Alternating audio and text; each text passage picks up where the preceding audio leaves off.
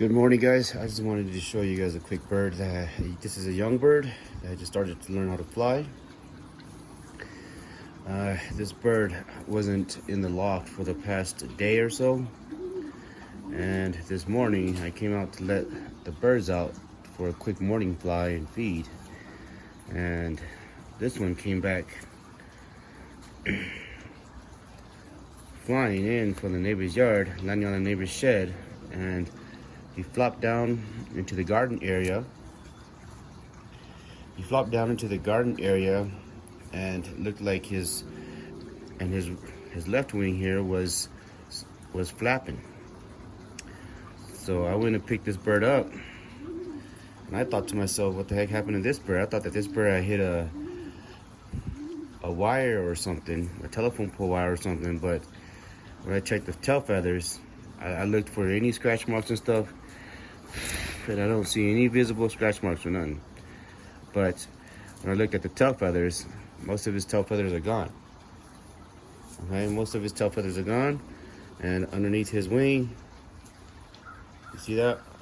All purple and blue.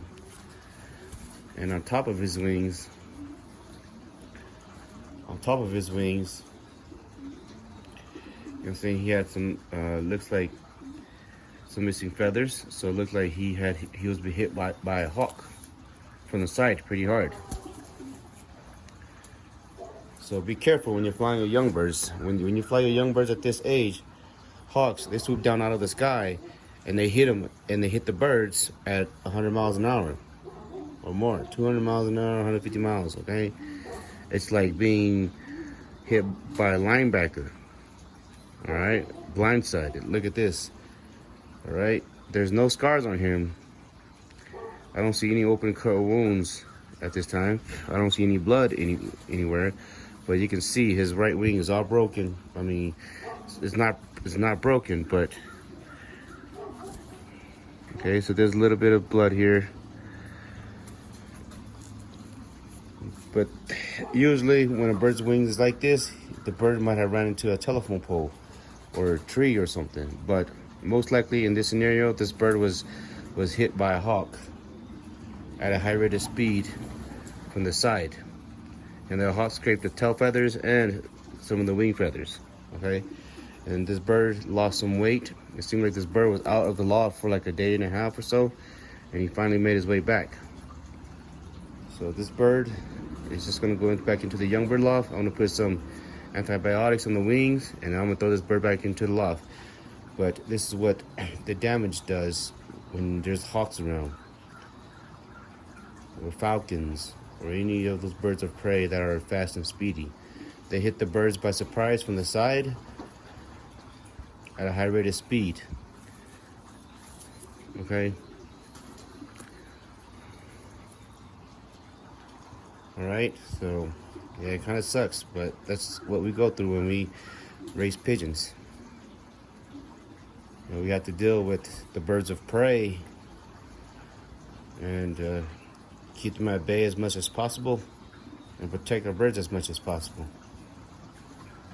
But that's all we can do for now. Anyways, I just wanted to show you guys this, okay? This is what happened this morning. All right, we're out on the road again. Today we're gonna go about 47 to 50 miles. Okay, so the last few days we've been training over there. You see where the wind turbines, the windmill generating windmills over there, the electricity generating windmills are over there. Okay, and the birds always seem to fly down this valley. So we're gonna take this highway, and we're gonna go all the way out there for another. We're gonna jump the distance, twice the distance. We're gonna go about like 47 miles out there on this highway. So we are here at 50 miles. This is twice the distance of last time. Okay, so 25 miles is all the way out there where the wind turbines are. You can kind of see the wind turbines all the way out there. You kind of see the wind turbines, and you can still see Pikes Peak Mountain from here, because that's a tall mountain. So but yeah, you can see the wind turbines all the way out in the fields, all the way out there. All the way out there. I can't, this camera doesn't zoom in so well, but yeah, we're gonna let them relax and drink some water or whatever else that they need to, and then we'll release them in a little bit. Okay, we want to wait until they get they calm down and they start looking around, they calm down and they get their bearings straight, so they kind of know what direction they need to fly. It's normally good if you wait about 10 to 20 or 30 minutes or whenever they kind of calm down and relax and not so fussy before you release them. That way they have their bearings straight before even releasing them. But we hope they surprise us by getting home within, you know, an hour and 30 minutes or so. But we're thinking they probably should be home about 2 hours and 15 minutes to 2 hours and 30 minutes, because this is a different area and they're probably gonna fly all over first before they get their bearings straight. So that might waste a lot of time, but they would surprise us if they got home within an hour and 30 minutes or so. And they will really surprise us if they got home within an hour. But all right. Okay, they've calmed down now, but I'm still gonna give them another 5 or 10 minutes to just kind of look around and whatever else.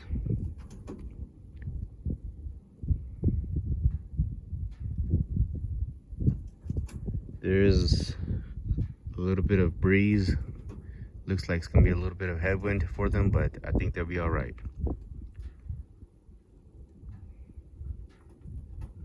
We'll be releasing them at 1:30. All right. Okay, yeah, but you know now. Okay, go get home quickly.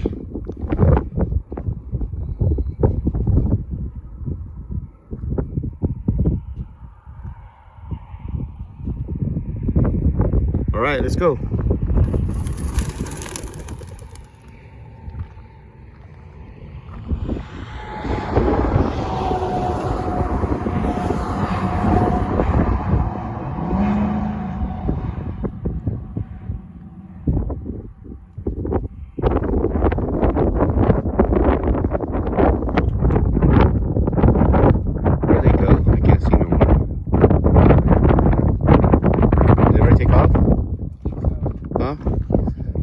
So fast.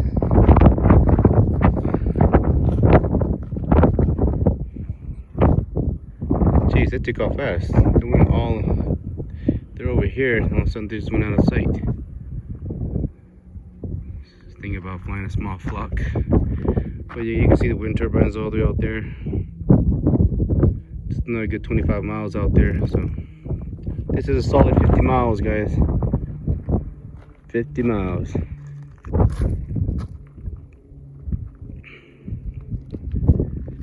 You don't know where they went? Oh, that's weird. They took off fast. They disappeared. Okay, they should be on the way home shortly though. Alright, going straight for the water. 1, 2, 3, 4, 5, 6, 7, 8. There should be one more. 1, 2, 3, 4, 5, 6, 7, 8. They came back and surprised me. I wasn't even paying attention. I was still busy doing other things. So the time is 3:02 right now. All right. Oh, here's the last one right there. All right. So they all got back. 1, 2, 3, 4, 5, 6, 7, 8. 1, 2, 3, 4, 5, 6, 7, 8. I think one of them already went inside. Good job, good job.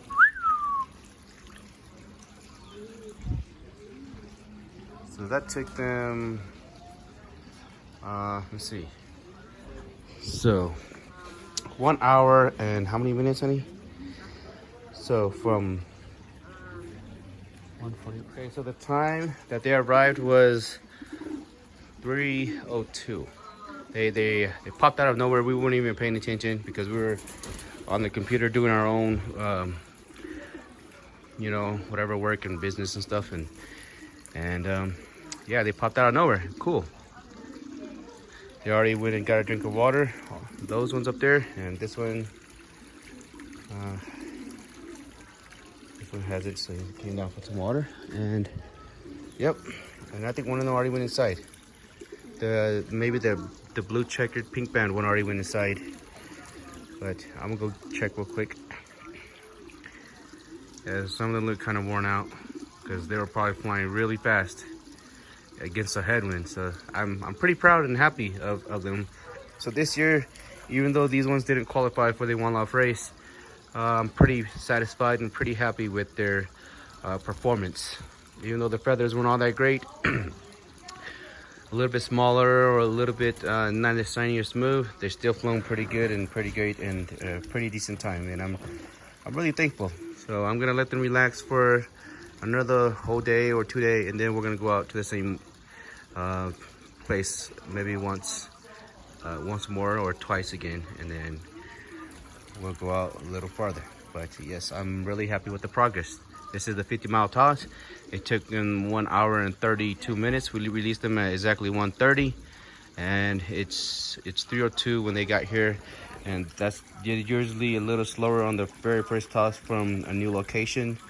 And we jumped 25 miles on them, 25, 30 plus miles on them, just to test their abilities, so that we know which ones have good sensories if we've sent it to the one-off race. Because in the one-off race, the pigeons normally jump the distances during the race season. So they go from about like 150 miles to 250 miles to 300 miles to 350 miles, and so on like that. So jumping the distance on them like this, about 25 miles at a time like this, it helps us know what is good and what isn't. And so far, they've all proven to be pretty good.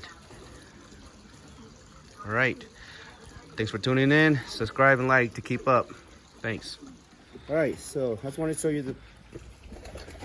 you guys real quick my first bird into the loft. You see the wing feathers, they're kind of on the smaller side. The quality is not all that great, but this is only a 50-mile distance, so she's still flying pretty good. The feathers on them, they're pretty stiff. They're not all a little wrinkly, but you know, they're not all that great, but they're very stiff and they're pretty bunched up together. And they're not all shiny and silky and smoothly because they're still molting, but this one is my favorite one right now because this one loves to go into the loft when she returns home. And I look for birds that react like this to send to the one-off race, because most likely their babies will act the same way they do. And so when they love to go inside their loft after coming home, that means that they will loft quickly and they won't sit around on the loft. You see all those other ones? They're really good too, but look, they're just sitting on the loft.